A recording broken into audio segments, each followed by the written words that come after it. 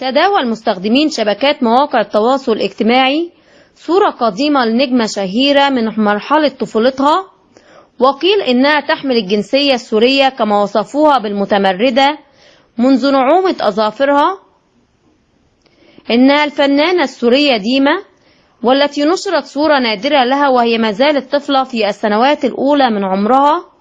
ونالت صورتها إعجاب مجموعة كبيرة من النشطاء،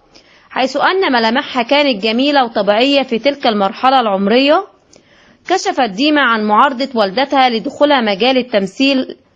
قائلة إنها عاندت أهلها وتحديدا والدتها في هذا الأمر، كما عادت وعاندت أهلها في زواجها من رجل من ديانة أخرى، كونها هي مسيحية وزوجها مسلم.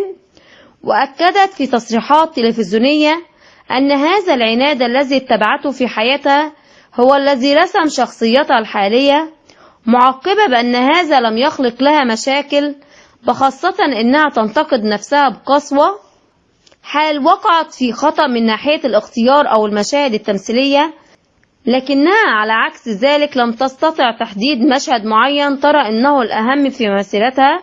أو أشادت فيه بينها وبين نفسها.